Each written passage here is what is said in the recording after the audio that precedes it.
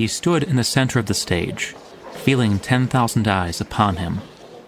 The crowd had cheered when he entered, but they were quiet now, watching as he poised his hands over the lyre. His rings flashed in the afternoon sun, the ring he had received from the emperor, the ring he had been given by that senator's wife, and the ring he had bought for himself long ago when he first became famous. He watched them glow for a moment.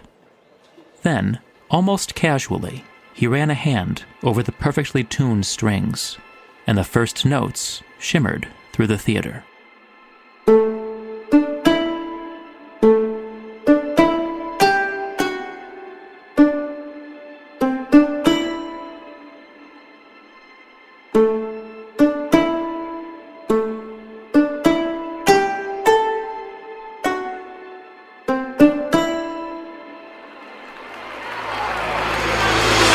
The greatest Roman musicians were the ancient equivalent of rock stars, notorious for selling out theaters, sparking riots, and talking back to emperors.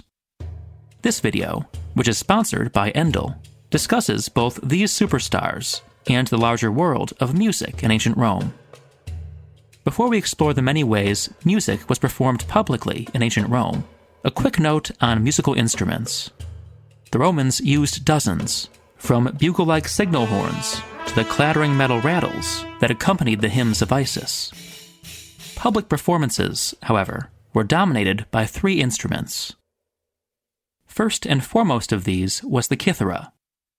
A cithara was an elaborate lyre with 7 or 8 strings and an amplifying sound box at its base.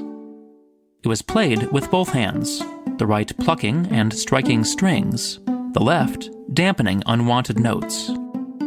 As the most prestigious classical instrument, the cithara was taught to the sons and daughters of the elite and admired for its soothing and subtle sound. Only slightly less prestigious than the cithara was the tibia, which the Greeks called the aulos. The aulos, or tibia, consisted of 2 pipes that were played simultaneously.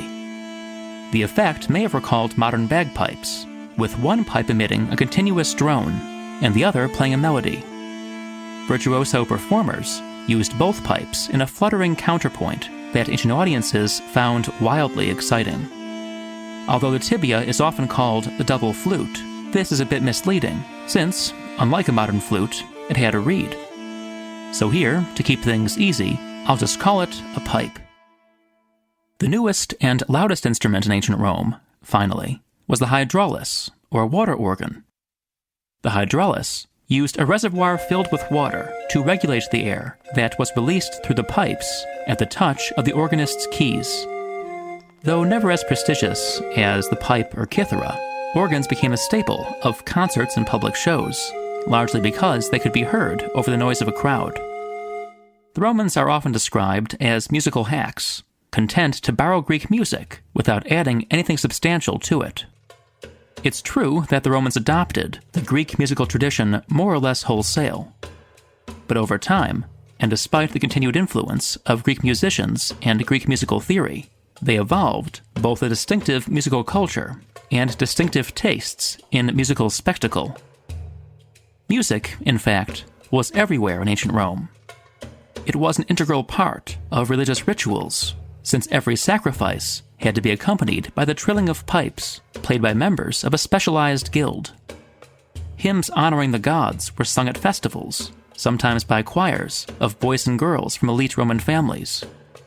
Sacred processions filled the streets with the clamor of pipes, horns, and drums. During gladiatorial combats and beast hunts, the crowd was serenaded by the arena musicians. Trumpets proclaimed performers and events, but the dominant instrument, as at modern baseball games, was the organ, which roared as men and beasts battled on the blood-stained sands. In the more refined settings of villa gardens and dining rooms, wealthy Romans listened to trained musicians. Often, these were slaves or freedmen, responsible for tutoring the master's children in the musical arts. But their primary duties were to entertain, especially at parties, when players on the cithara and pipe might be joined by a choir or whole symphony. On the plazas and corners, street musicians played for spare change, competing for attention with troops of mimes, who, unlike their modern counterparts, sang and danced to the accompaniment of pipes, horns, and drums. Roman comedy had almost as much singing as a modern musical, and featured interludes of pipe playing. More occasionally, the Romans watched musical contests at which professionals from across the empire competed for crowns handed out by the emperor himself. And then there were the truly big concerts, which featured the Roman equivalent of rock stars. Before we discuss those, however, a quick word about our sponsor. Endel is an app that uses AI-driven technology and cutting-edge neuroscience to craft soundscapes that help you sleep, relax, or focus. If, for example, you're having a hard time concentrating, Endel draws on data ranging from the weather outside to your own resting heartbeat to create a customized blend of sounds that will keep you alert and focused. So, if you're interested in harnessing the power of sound to sleep better, relax more fully, or focus more effectively, I encourage you to check out Endel. You can follow the link shown on screen, which also appears in the video description, for a free week-long trial. Back to Roman concerts. Although our sources occasionally mention orchestral performances, most Roman concerts were for famous soloists. These men toured the empire, demanding huge fees and filling theaters wherever they went. Their arrogance was legendary. One singer refused to perform for the Emperor Augustus simply because he didn't feel like it. But the best performers inspired something like Beatlemania, driving aristocratic ladies to fight for cast-off plectrums and lyre strings. Some famous soloists were singers who performed choruses from the Greek tragedies or hymns for the gods. These men were notorious for their intense pre-performance exercises, which ranged from speaking through a handkerchief to laying slabs of lead on their chests. Most of the great soloists, however, played instruments. In the late 2nd century, for example, an Egyptian playing a tall harp took Rome by storm. For months afterward, people could be heard humming his songs in the streets.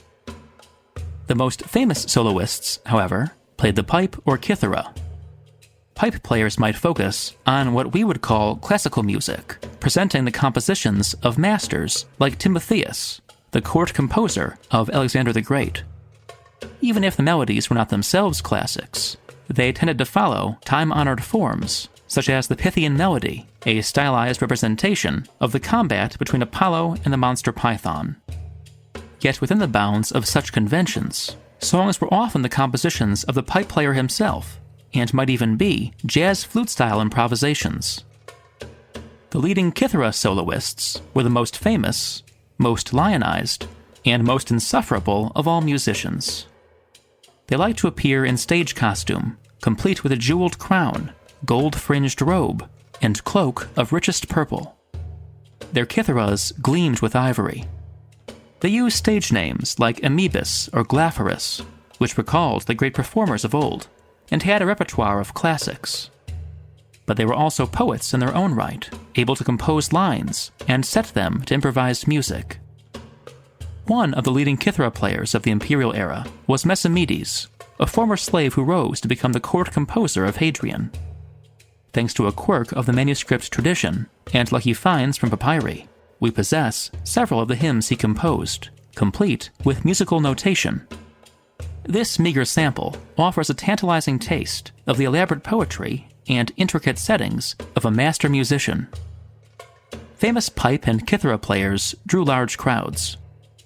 But the most popular of all musical performances in ancient Rome were the solo ballets known as pantomimes. A pantomime stood on stage, robed in silk, wearing a mask with closed lips. To the accompaniment of a choir and orchestra, he performed elaborate dances that interpreted episodes from Greek myth. Although some pantomimes specialized in comic or romantic themes, like the love of Ares and Aphrodite, the repertoire was usually drawn from tragedy. The Madness of Ajax and Thyestes devouring his children were crowd favorites. Pantomime was introduced to Rome during the reign of Augustus, and rapidly became popular, both in the great theaters and in the salons of the elite. From the beginning, however, it was controversial, partly because the leading performers indulged in a series of scandalous affairs, but mostly on account of the fact that riots tended to break out during performances. At least once, all pantomime dancers were expelled from Italy. But they trickled back, and pantomime gradually claimed its place as a respectable art. Like so many other aspects of ancient music, the sounds of pantomime are lost to us. We know enough, however, to glimpse their emotional power. Imagine the beginning of a performance.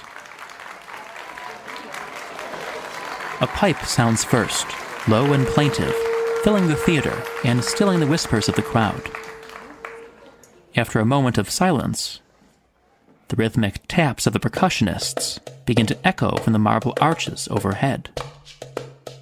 The pantomime stands in the center of the stage, gold mask gleaming. As the pipe resumes, he bows with infinite grace, a purple cloak brushing the stage. And then, as the chorus begins its haunting melody, he whirls into a dance. If you enjoyed this video, please consider supporting Told in Stone on Patreon. You might also be interested in my book, Naked Statues, Fat Gladiators, and War Elephants. Thanks for watching.